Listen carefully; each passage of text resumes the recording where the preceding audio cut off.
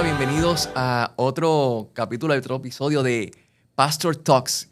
Así que, para los que no me conocen, yo soy el pastor José del Valle de la iglesia Living Water Church en Puerto Rico. Y te invito para que te suscribas a nuestro canal. Vas a tener mucho contenido como este, donde vamos a estar hablando con pastores, evangelistas, misioneros, acerca de sus vidas, las cosas que han ocurrido, lo que van a hacer. Y sé que va a ser de mucha edificación para tu vida porque van a estar hablando de experiencias, de su vida cotidiana, de lo que Dios ha hecho con ellos. Así que, por favor, suscríbete al canal y, por favor, dale un like también, compártelo con otros ministros también para que sean edificados y con aquellos que se están preparando para el ministerio. Así que te invito también para que, por favor, por ahí vas a tener el loguito del PayPal, nos ayudes para que podamos seguir creando contenido como este. Con tu aportación podemos seguir haciendo estos programas de calidad y de alta bendición para tu vida. En el día de hoy vamos a comenzar ya, ¿bien? Y tenemos a un amigo a quien conozco también desde hace mucho tiempo, ¿bien? Y es Miguel Martínez Molinari, conocido como Miguel Molinari mayormente. Así que, ¿quién es Miguel Molinari? Bueno, primero que todo, Dios les bendiga a ti, a tu familia, y a todos los que nos puedan estar sintonizando. Para mí es un honor y un privilegio que el Señor me concede de poder ser parte de este proyecto y que me permita compartir contigo este tiempo. Sé que va a ser un tiempo muy ameno.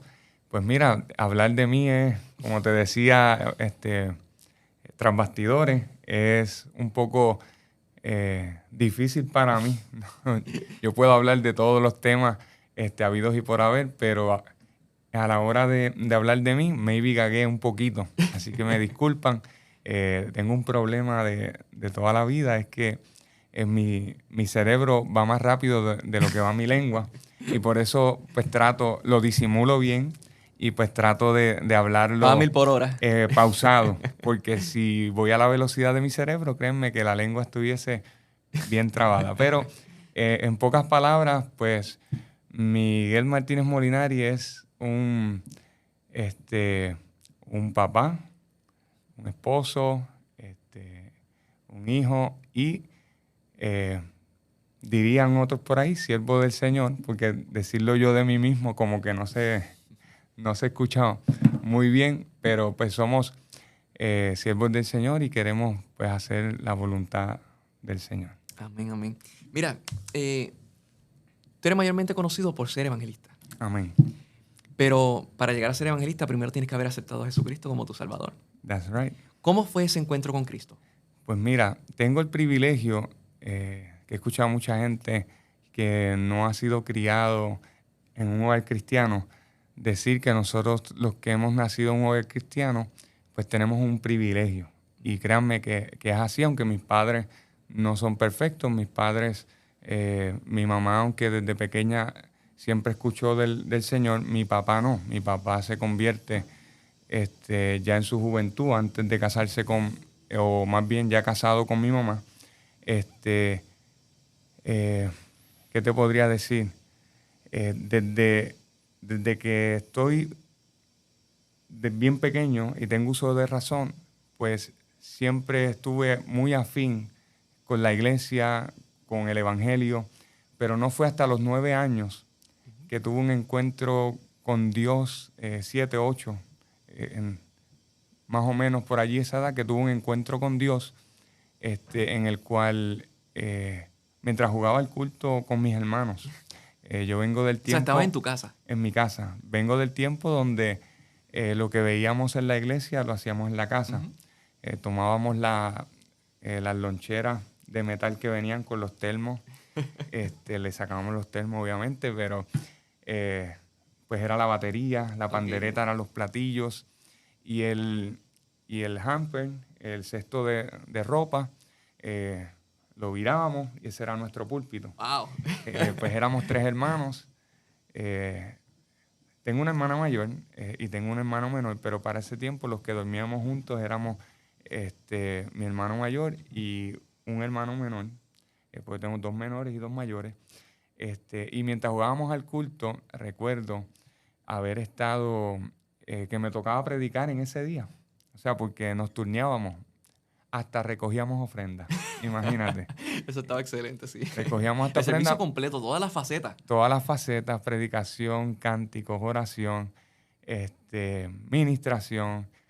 So, a mí me tocaba predicarle a los ganchos, a la ropa, a las camas, a los televisores y a mis hermanos que estaban allí. Y recuerdo que mientras estaba allí, verme en visión frente a multitudes. Wow. Luego de eso, pues obviamente comienzo a desarrollarme, a crecer, pero olvido todo eso y no es hasta mucho después que entonces pues recuerdo esa palabra ya cuando ya estoy ejerciéndolo. Ok. Más bien, o más bien cuando ya estoy fuera de Puerto Rico, por primera vez predicando. El Espíritu te recuerda ese evento. Ese evento. Wow. Pero fui marcado desde mi niñez, como siempre digo jocosamente, nací en el hospital, pero me crié en un hogar cristiano, y en ese hogar pude recibir las herramientas necesarias como las prioridades, como poner a Dios primero. Yo en mi juventud, más bien en mi adolescencia, pues todavía soy joven, amén. En mi adolescencia no entendía muchas decisiones de mi papá. Y hoy por hoy pues entiendo, porque yo quería trabajar, pero el trabajo era domingo. Y él me decía, no vas a trabajar domingo. El domingo es para ir a la iglesia. Yo vengo del tiempo de los 8 cultos. Oh, sí. Domingo en la mañana, escuela bíblica. Sí. Domingo en la noche, Servicio culto de adoración. Claro. El lunes, culto de oración. Martes, culto de sociedades. Miércoles, culto de oración o actividades de conciliares. Y así sucesivamente. Jueves, culto de sociedades. Claro. Viernes también. Sábado, vigilia, lo que hubiese. Hoy en día no se aguanta ese trote. No, hoy sí. Viven en la supergracia, claro, por decirlo claro. de alguna manera. Porque del tiempo que nosotros venimos, pues fueron tiempos fuertes, pero tiempos muy bonitos que nos dieron fundamento. Claro. Que nos dieron fundamento. Eso es así. Ahora, cuando te estás desarrollando, me imagino que fuiste a muchos campamentos de jóvenes, Sí. Viste muchos evangelistas, viste muchos pastores, ¿en qué momento es que tú recibes esa palabra de que vas a ser evangelista? Ese llamamiento fuerte que tú dices, esto es lo que Dios tiene para mí. Pues mira, desde la experiencia que te conté de 7, 8, 9 años, luego de eso, donde quiera que yo iba, siempre, no de manera directa, en el sentido de que Dios te llamó a ser evangelista, sino los sinónimos de ser evangelista. Sí me lo llegó a decir en muchas ocasiones a través de muchos recursos, pero antes que todo eso, ya Dios lo había puesto en mi corazón. Yo creo que antes de que Dios lo manifieste a través de algún profeta, ya Él te lo ha hablado a ti personalmente y simplemente es una confirmación. Lo que pues, Dios permite a través de hombres de Dios.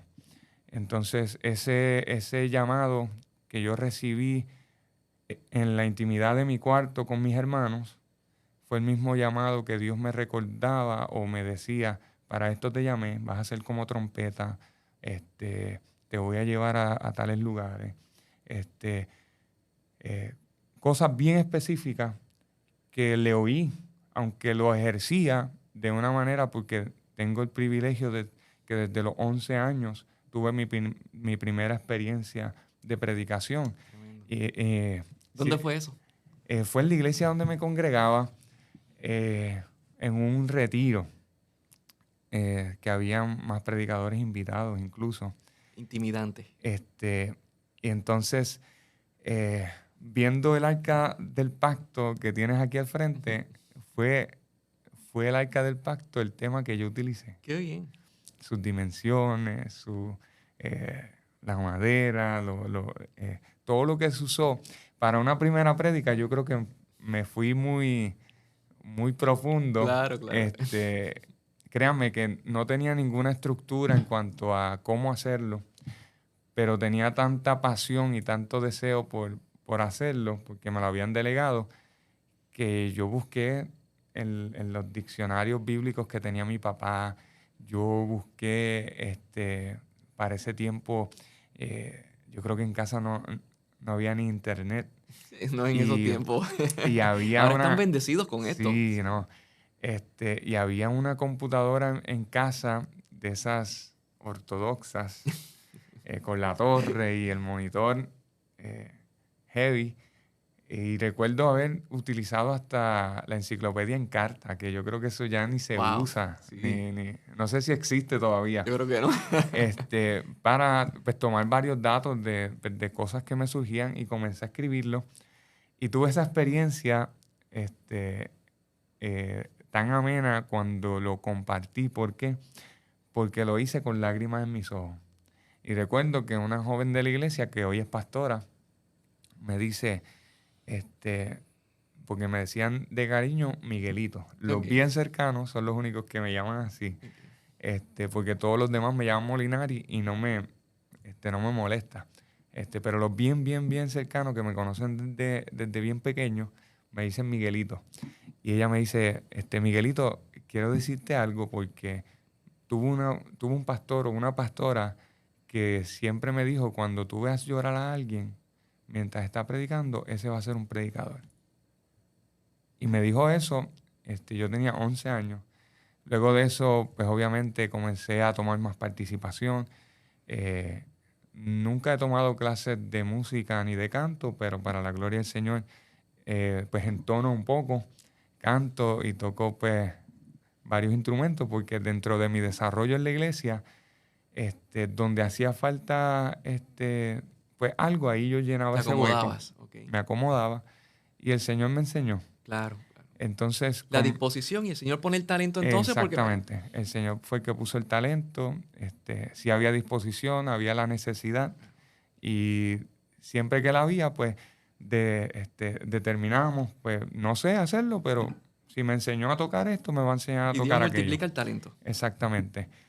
Y pues comenzamos a desarrollarnos en la música, a cantar y, y también a predicar. Comenzamos pues a recibir invitaciones más para cantar. Al comienzo de mi ministerio pues era más hacia el cántico, pero mientras estábamos pues cantando teníamos siempre el deseo de llevar, de dirigir al pueblo mientras cantábamos con la palabra. Y yo tenía una frase porque siempre yo decía, viene como un fax. Obviamente los jóvenes de hoy No casi sabe no como saben qué fax, es eso claro, porque tenemos el email, el claro. texto. Y era como llegar un texto literalmente o algo, la idea la ponía el Señor de lo que ya habíamos estudiado en secreto. Okay. Y mientras estábamos ministrando en la adoración, pues siempre soltábamos una palabra.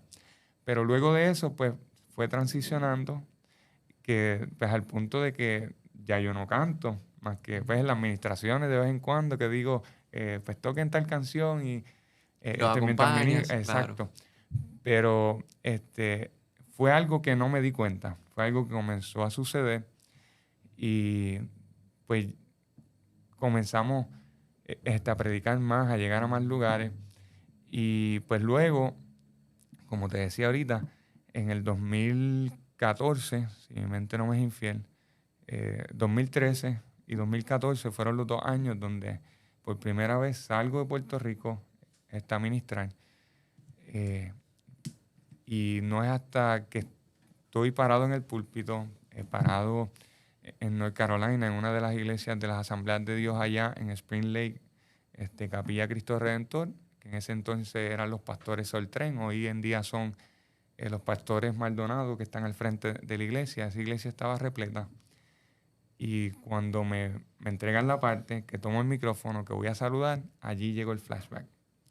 El flashback de lo que Dios había dicho.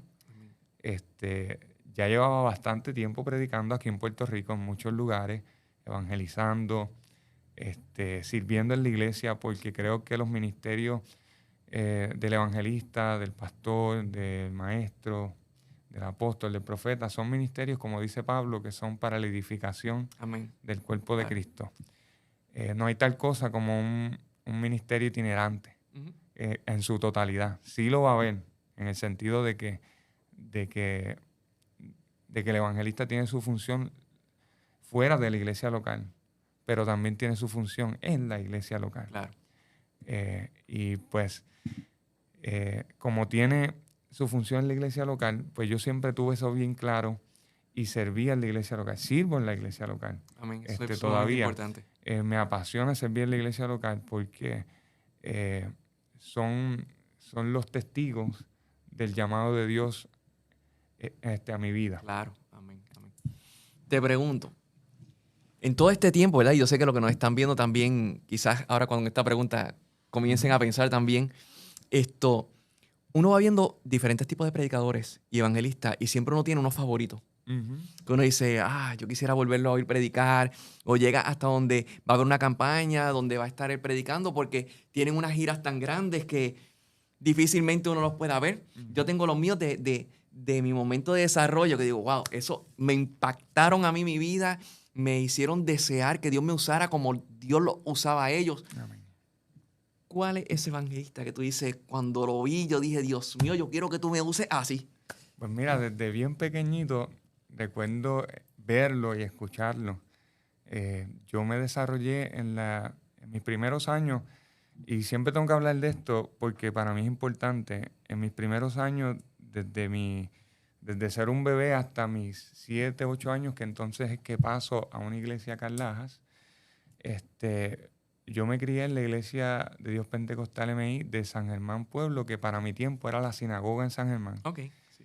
Y mi pastor lo fue el reverendo Samuel Barreto. Y recuerdo que en mi niñez yo recibí mucho fundamento en la iglesia, incluso por la tía del evangelista que voy a mencionar,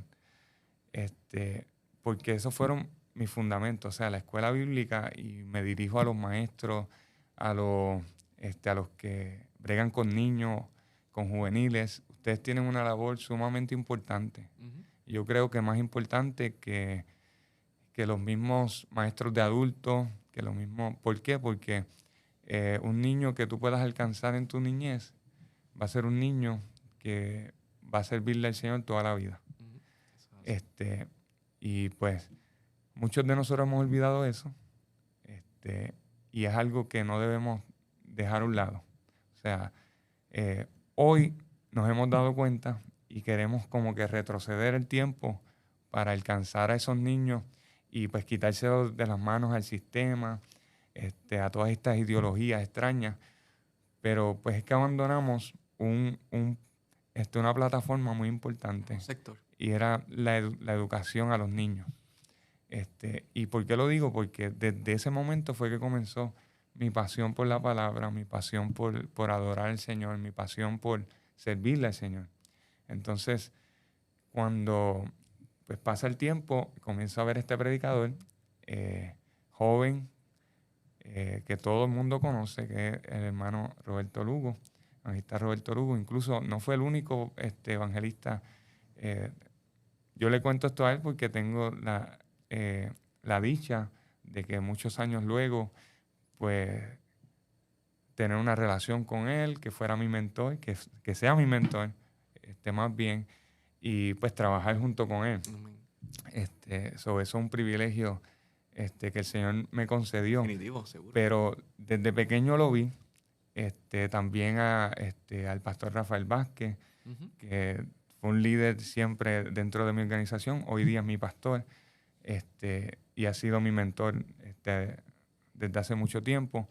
El pastor David Camacho, uh-huh, que fue evangelista por mucho tiempo. Fueron, yo diría que los tres principales dentro de mi desarrollo, que yo siempre estuve mirando y observando. Y que luego el Señor me dio el privilegio de poder ser mentoreados por ellos y tener una amistad bien profunda. Incluso 2 de ellos son mis padrinos de boda. Y pues, pero principalmente recuerdo esas campañas que Robertito daba que se llamó Liberación.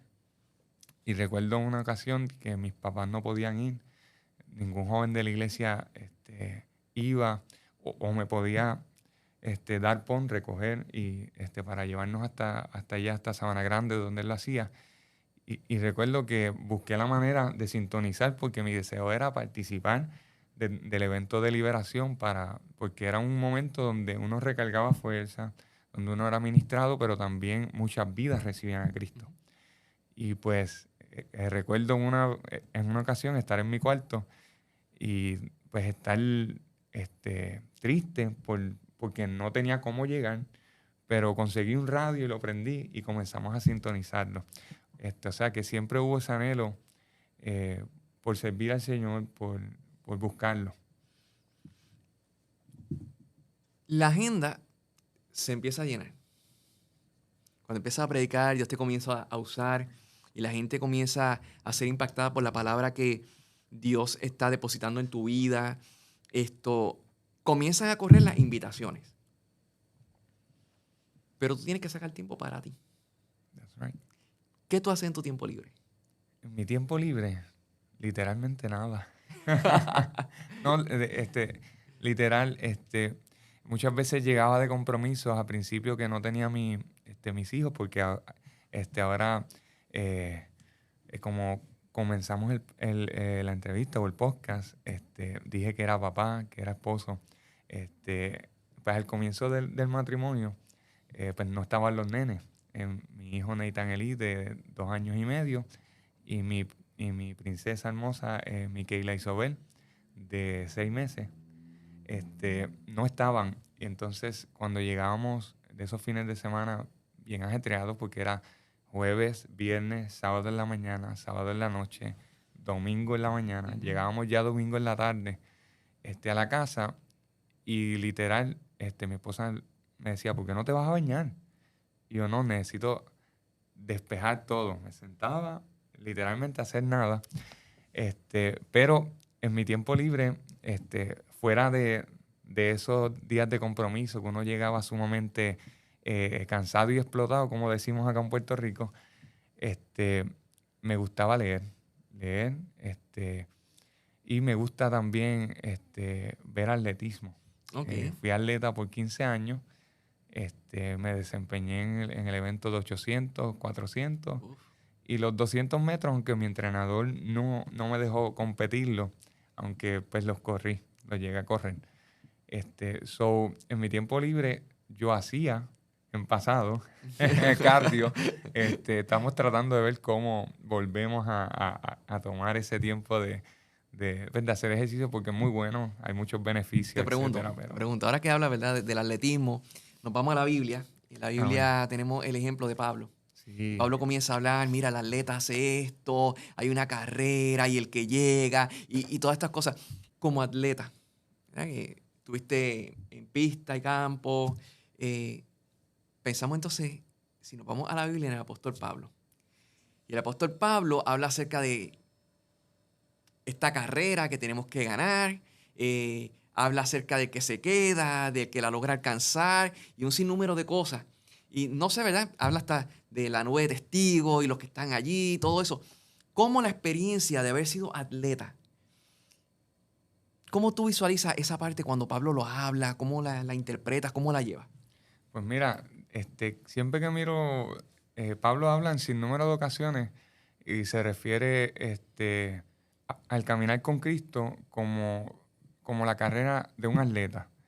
No obviamente de una carrera corta como los 100 metros, sino más bien una carrera larga. La que tú hacías. Porque pues Pablo habla en múltiples ocasiones y dice, corran con paciencia, corran con esta disciplina. Y podemos extraer muchísimo de allí. Incluso aunque el libro de los Hebreos, capítulo 12, no fue escrito por Pablo, porque la mayoría de las personas llegan a esa conclusión por algunos pues, tipologías de los escritos, etcétera, pero se puede diferir o asumir más bien que pudo haber sido escrita por un discípulo, porque tiene, y Romanos 12, Hebreos 12, 1 y 2 habla de puesto los ojos en Jesús. Y el versículo 1 la segunda parte, la parte B dice, corramos la carrera con paciencia que tenemos por delante. Y luego dice, puesto los ojos en Jesús, el autor y consumador de nuestra fe. O sea, Pablo se está refiriendo a una carrera. Pablo se está refiriendo a un atleta. Y digo Pablo porque pues podemos asumir o no, pero vamos a decir al autor.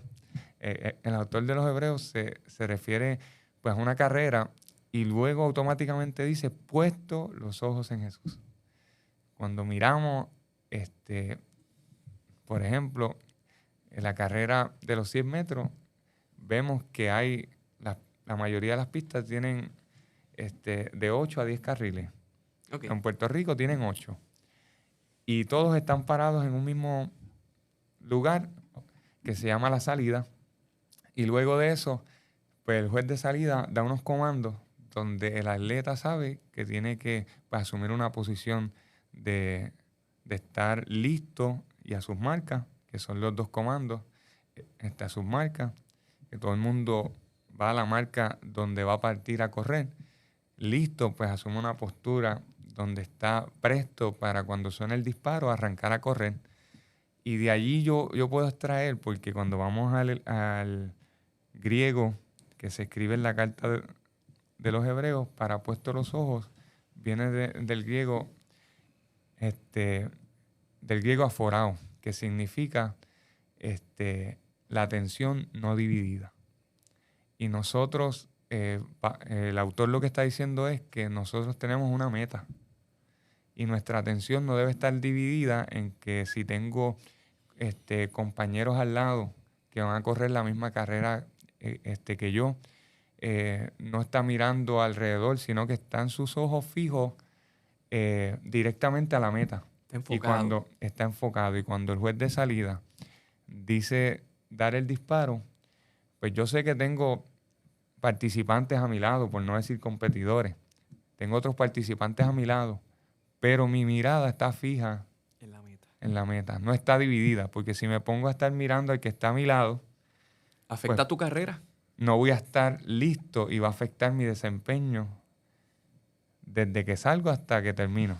Y no es que se trate de llegar primero, sino, como dice allí mismo, de llevarse el premio. ¿Y cuál es el premio? Que el que persevera hasta el fin, será salvo. O sea, amén. Se pueden extraer muchas cosas más, porque Pablo constantemente hace alusión a eso. Y podemos mirar la disciplina del atleta. Y en mi ministerio y en mi caminar con Cristo, yo utilizo mucho de lo que aprendí cuando hacía deporte. O sea, la disciplina, la dedicación, el compromiso, muchas cosas que uno puede extraer y las puede utilizar para vivir una vida que agrada al Señor. Amén. Ahora, ¿cuántos años de ministerio ya llevas? Si comencé a los 11, voy para 33, 21. Okay. 21 años. Se dicen fácil, pero no lo son. No lo son. Yo nunca me consideré evangelista, aunque lo fungía.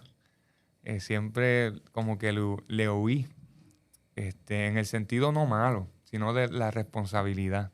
O sea, no era que le tenía miedo o pavor o no quería. Sí, amado. Pablo dice que el que anhela obispado, le dice a Timoteo, buena cosa desea. Cuando miraba la palabra obispado viene del griego episcope, que significa líder o significa posición de responsabilidad. Entonces, cuando sí anhelábamos hacer algo para el Señor, pero nos sentíamos, por decirlo así, no capaces. Señor, hay gente mejor que yo, hay gente que no tiene problema de gaguear, aunque no se me lo nota porque lo disimulo de una manera. Son tantos años ya con esto que pues uno aprende a disimularlo pero pues mi esposa sabe que yo siempre digo, cuando tengo el micrófono, yo creo que hablo a más de 100 millas por hora. no me trago ni nada, pero nunca me visualicé, o sea, en el sentido de que si eres tú, Señor, tú me vas a llevar. Y así mismo fue, el Señor me fue llevando, fue canalizando, fue poniendo las personas clave necesarias para que aportaran A tu y ya, crecimiento. exacto, a mi crecimiento. Y ya al final, pues yo decir, Señor, pues ya tú me tienes aquí, vamos a hacerlo. Y en este tiempo, pasan los años, ya estamos hablando que son unos 20 y tantos años y siguen contando, gracias al Señor. ¿Qué ha sido lo mejor y lo peor? Lo mejor y lo peor. Lo mejor, pues, ha sido las experiencias que uno ha tenido de cuántas... O sea, yo siempre he dicho que hay un milagro que nunca deja de sorprenderme. Y es el milagro de cuando una vida pasa de las tinieblas a su luz admirable. De cuando una vida reconoce a Jesucristo como su Salvador. Eso es lo más gratificante del ministerio. Muchos podrán pensar los viajes, muchos podrán pensar la agenda llena. Yo soy y pues voy a decir algo un poco controversial. Tíralo pero, ahí. ¿Cómo te digo? Veo compañeros o gente que dicen, mi agenda está abierta, mi número es tal. No tengo problema con que lo hagan. Pero pues acá con otros compañeros que tienen el mismo pensar que nosotros, Dios cierra agenda. Claro. Y Dios abre agenda. Amén. Y a mí me ha cerrado agenda donde han pasado semanas y no entra ni un compromiso. Y yo le he dicho al Señor, amén, Señor, este es el tiempo. ¿Qué tú me quieres enseñar en este tiempo? Que no tengo compromiso, que no ha llamado nadie para esa fecha. Se han llamado para otras, pero para esa fecha nadie ha llamado. Pues la agenda la abre el Señor, la agenda la cierra el Señor. Y pues tengo ese pensar. Y Claro. Y cuéntame, ¿qué ha sido lo que tú dirías, wow, esto yo no lo esperaba en el ministerio, yo esperaba que Dios se glorificara, pero wow, Dios me sorprendió? ¿Cuál ha sido ese momento que haya pasado algo sobrenatural de parte de Dios que te haya impactado a ti mismo? pues mira, al comienzo, más bien al comienzo de mi primera salida de Puerto Rico, porque antes de salir de Puerto Rico ya llevaba algunos años predicando, y cuando tengo el privilegio de que predicando aquí en Puerto Rico hay unos, ¿cómo te les digo? Hay unas personas que me ven ministrar y me dicen, te queremos llevar para nuestra iglesia, Carolina del Norte. Y yo le dije, pues, sí, no hay problema, aquí está mi número. Cuando ustedes pues, entiendan que debo ir, me dan una llamada y hacemos los arreglos para poder estar. Nunca habíamos salido de Puerto Rico a ministrar. Sí habíamos viajado en familia y eso, pero pues a ministrar nunca habíamos salido. Y luego de un tiempo, pues me llaman y me dicen, mira, te queremos traer a Carolina del Norte, ya te hemos preparado una agenda, ¿puedes esta fecha? Y me prepararon la agenda, llegamos a Carolina del Norte, me pasa la experiencia de cuando me dan en la parte, recuerdo el flash, viene un flashback y recuerdo lo que Dios me había mostrado en mi niñez, pero ese mismo día, cuando yo hago el llamado, para mi sorpresa, el altar se me llena de niños. Wow. No 5 niños, no 20 niños, sobre 30, 40, Wow. diría como 40 o 50 niños. Las fotos están en mi Facebook del 2014. Luego de eso, el altar, cuando sucede esto, que el altar sea de niños llorando en el altar de 3, 4 años, niños de 9 años danzando en el Espíritu, Tremendo. siendo tocados por el Señor. Luego de esto, vienen los padres, los adultos comienzan a pasar también, y el altar de una iglesia de como 500 y pico o 600 y pico miembros, la gente comienza a pasar. Y lo más que me marcó fue que los primeros que fueron sensibles al llamado de Dios fueron los niños. Y por ende los papás también fueron ministrados. Jóvenes que, una muchacha que que no sé si todavía ese término se utiliza, los imo. Ajá. Vestía imo, se notaba que nunca había estado en la iglesia, estaba ahí por primera vez. Dios comienza a tratar con ella, comenzamos a ministrarle, ella pues reconoce a Jesús como su Salvador, y Dios puso en mi corazón porque la Biblia dice en Romanos 10 que con el corazón creemos para justicia, pero con la boca confesamos para salvación. Y pues haciéndole la oración de fe, para que ella reconociera a Jesús, lo que ella había creído en su corazón,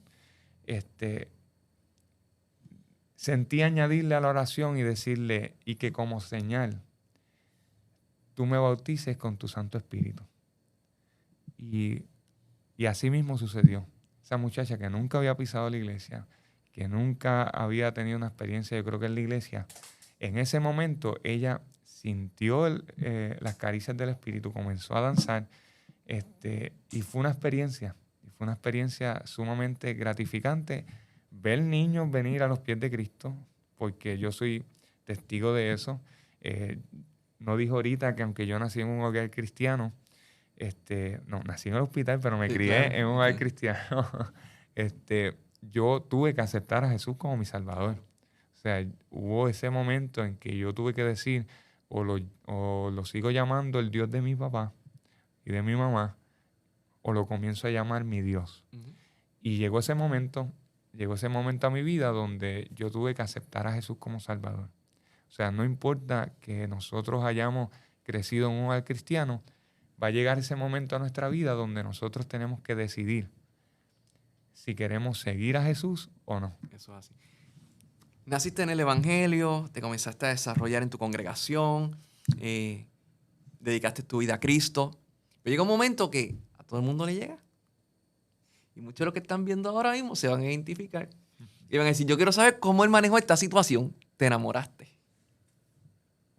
Sí. ¿Cómo fue esa situación? Porque no era un chico que solamente llegaba a la iglesia y se sentaba. Eras un evangelista, eras un líder en tu congregación.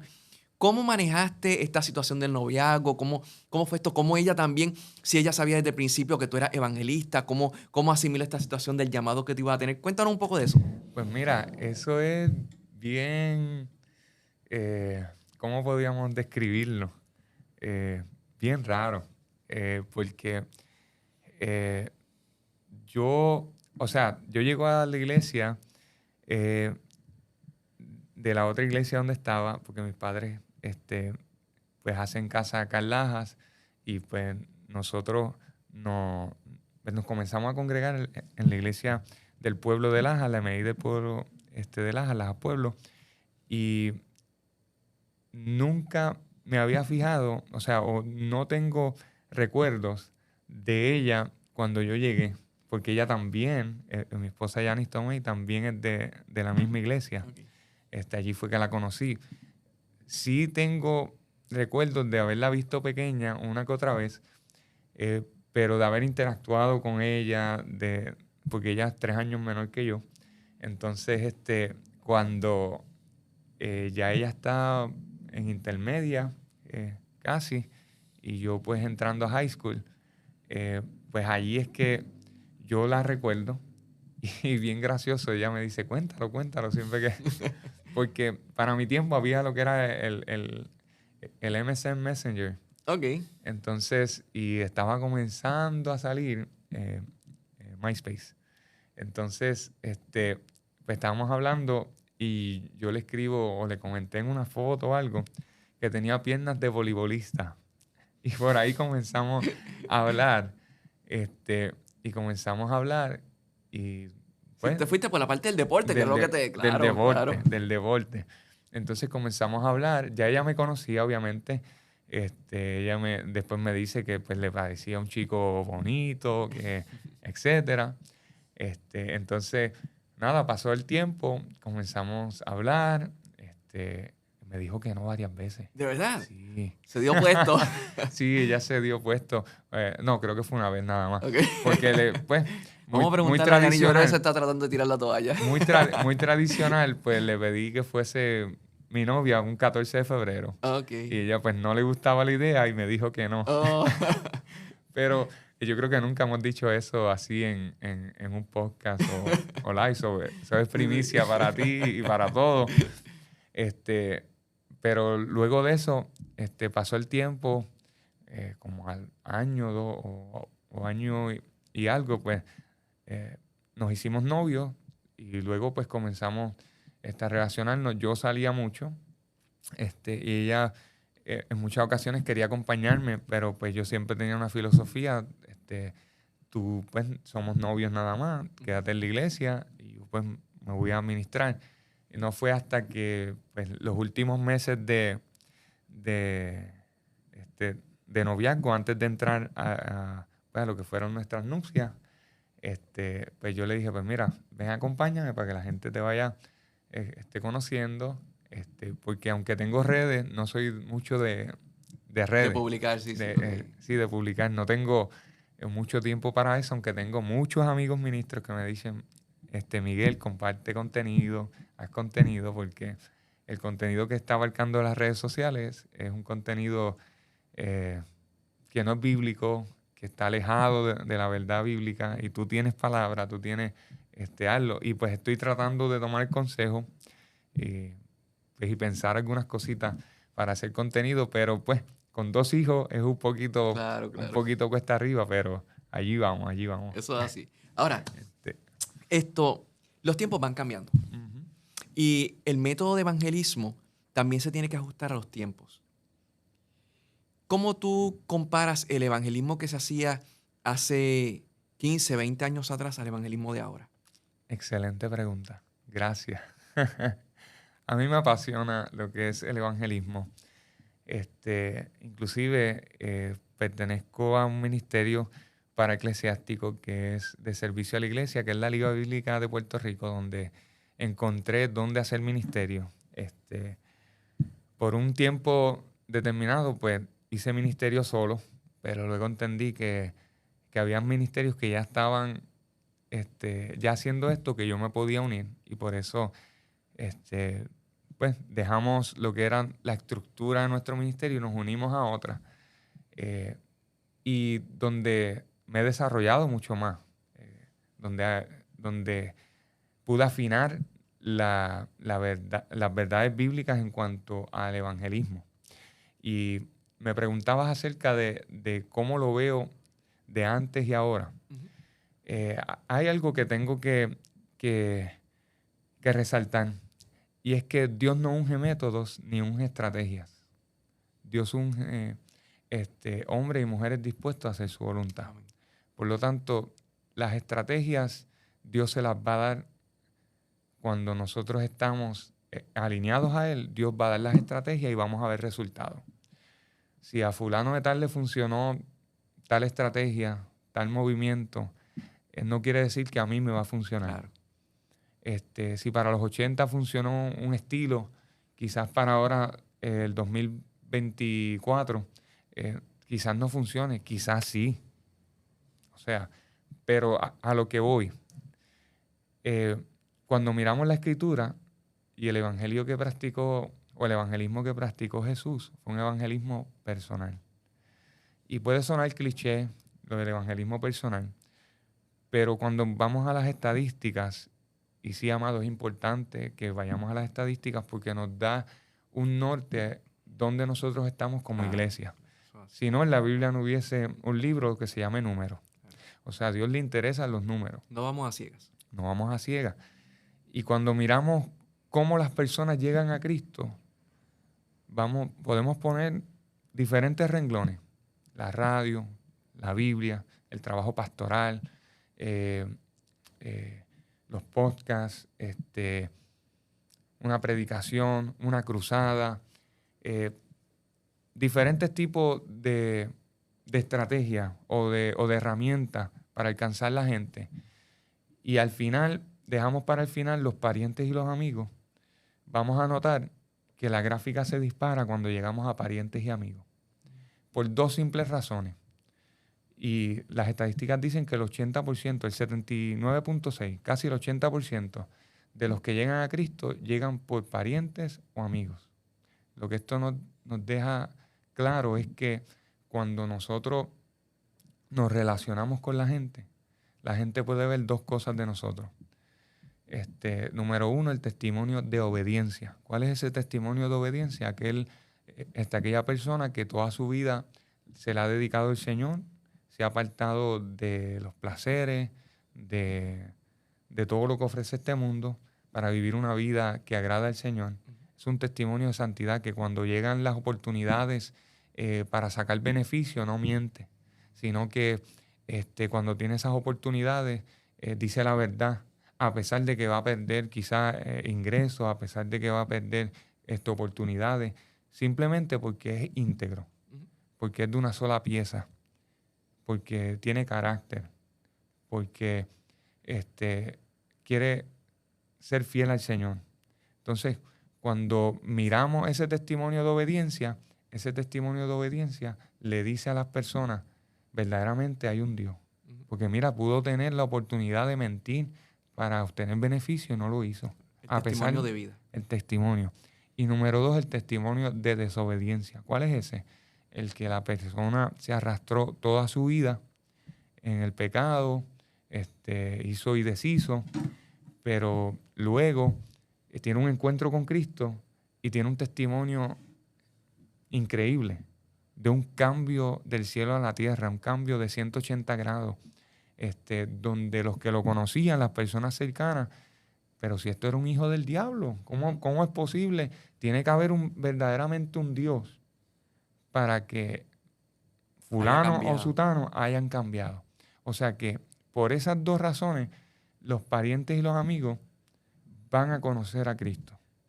Cuando miramos las estadísticas, vemos que los porcientos de las demás cosas son 3.4, 1.1, 2.9, 4.7, pero cuando vemos cuántas personas llegan a Cristo por parientes y amigos, se dispara la gráfica. ¿Por qué? Porque eso fue lo que hizo Jesús. Jesús se relacionaba con la gente. Entonces, debemos nosotros en este tiempo seguir el modelo de Jesús, relacionarnos con la gente, pero estamos tan afanados en invitar a la gente a la iglesia que olvidamos conectar con la gente, hacer comunidad con la gente. Lo último, mira, hay dos evangelismos o dos modelos de evangelismo. El que por mucho tiempo ha practicado la iglesia, le estoy dando un mini taller aquí de evangelismo, pero eso es el modelo americano o romano, que lo primero que hace es invitar a la gente a la iglesia, predicarle, que hagan profesión de fe, si lo hacen o no, y luego entonces nos relacionamos con ellos. Pero a diferencia de ese modelo está el modelo céltico o el modelo celta, que primero nos relacionamos con la gente, le invitamos a tomar un café, le invitamos a la intimidad de nuestro hogar, compartimos con ellos, nos preocupamos por ellos, oramos por ellos con intención, siempre estamos pendientes a ellos. Y lo último que se hace es invitarlo a la iglesia.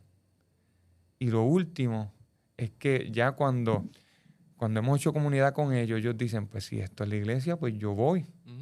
Y ellos mismos, en muchas ocasiones, antes de que tú le hagas la pregunta, ellos te van a decir, ¿qué tengo que hacer para...? Y allí ellos hacen profesión de fe. Ese es el evangelismo más efectivo. Y es el que la gente debería practicar. No es que dejemos de hacer lo demás. No, jamás.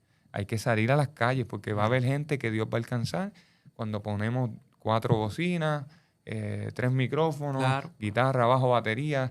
Va a haber gente que vamos a alcanzar cuando vayamos, a las calles, cuando salgamos. Va a haber gente que va a ser alcanzada por los podcasts. No por eso vamos a dejar de hacer podcasts. Radio, televisión, dar tratado. O sea, va a haber gente que va a ser alcanzada por eso. Pero muchas veces invertimos mucho tiempo, dinero y esfuerzo en la área que estamos acostumbrados, como cultos en las calles, tratados, etcétera, y olvidamos invertir tiempo, esfuerzo, recursos en prepararnos para poder conectar con la gente, hacer contacto con la gente. ¿Por qué el ministerio de Jesús fue tan efectivo?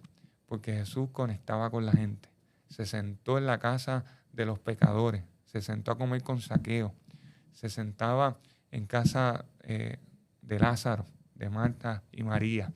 Se sentaba con los marginados, o sea, con la gente que nadie quería llegar. Claro. Se sentaba con ellos y él los restituía a la sociedad. Y eso es lo que tiene que hacer la iglesia. Gente que está desamparada, gente que está... Porque muchas veces predicamos el evangelio y pensamos que hacer evangelismo es salir a la calle y decir, ven a Cristo que tus problemas se van a solucionar. Ajá. Ven a Cristo Clásico. y verás cómo todo va a cambiar. Pero, ¿qué pasa si el problema no se acaba? Si el problema no continúa. Uh-huh. Si la enfermedad no se va. Si lo que estamos viviendo, Dios por alguna razón no lo quiere solucionar. Por sus propósitos, por sus misterios. O sea, Jesucristo no es un producto. O sea, porque ¿qué pasa si vienes a Cristo y las cosas no se solucionan?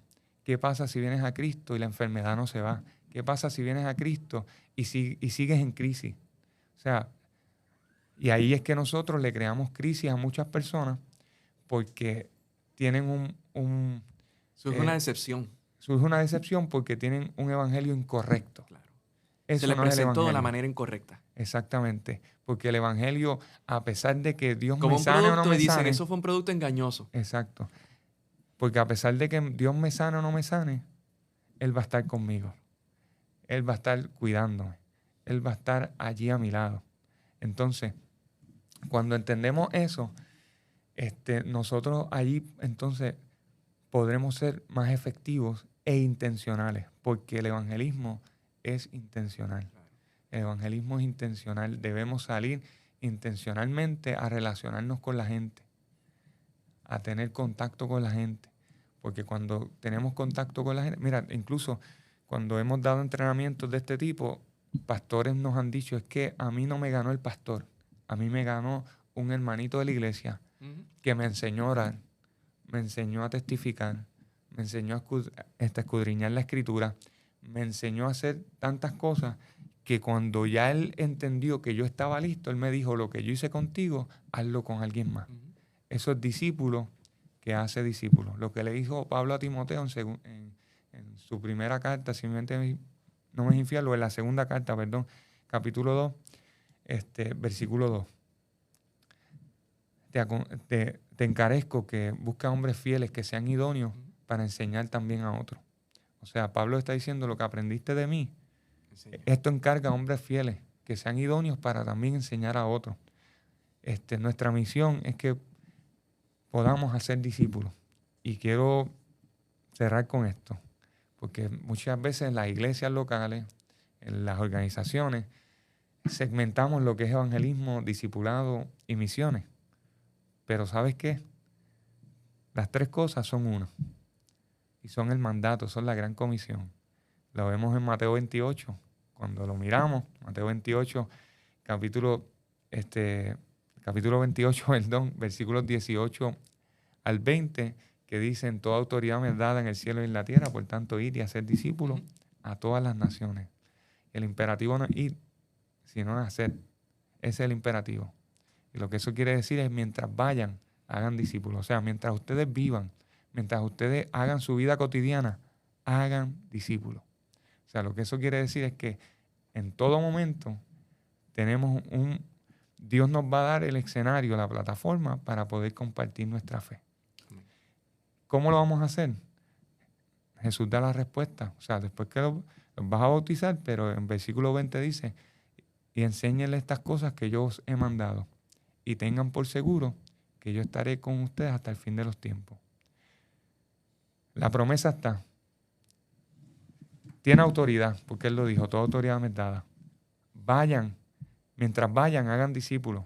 Si ustedes cumplen con esto, yo me comprometo a estar con ustedes hasta el fin de los tiempos. Amén. Eso es así. Eso es así. Bueno, Yo creo que ya hemos disfrutado de un buen rato aquí con nuestro amigo evangelista Miguel Molinari. Esperamos que haya sido de mucha bendición para tu vida. Si te estás preparando para el ministerio, esperamos que esto te haya edificado, hayas aprendido acerca del crecimiento, de cómo también quizás puede ser tu crecimiento y que la palabra que Dios deposita en tu vida y ese llamamiento en su momento se cumplirá. Así que muchas gracias, Miguel, por haber estado con nosotros. Amén. Esperamos que no sea la última vez, ¿ok? Amén. Que podamos disfrutar. Muy honrado Amén. de poder compartir contigo, con tu familia, que le conocemos, como dijo él al principio del podcast, desde hace mucho tiempo, y tenemos una muy buena amistad, aunque no nos vemos muy seguido, pero siempre que nos vemos tenemos un tiempo muy ameno de coinonía, su familia, o sea, después te cuento luego del podcast, un pastor que conoce me dijo, ustedes tienen un parecido. y pues mientras venía para acá yo dije, cierto es, porque él tiene 2 hijos, el primero es varón, el segundo es nena, él es ministro, yo soy ministro, pues Sí, tenemos un parecido así. en esa área, así que nada, gracias por tenerme, por la oportunidad. Sigan este contenido, amados, no porque yo esté aquí, sino porque sé que los demás contenidos que nuestro hermano José va a hacer, sé que van a ser de edificación para todos ustedes. Bueno, así que esto fue Pastor Talks. Dios te bendiga mucho y adelante en el Señor.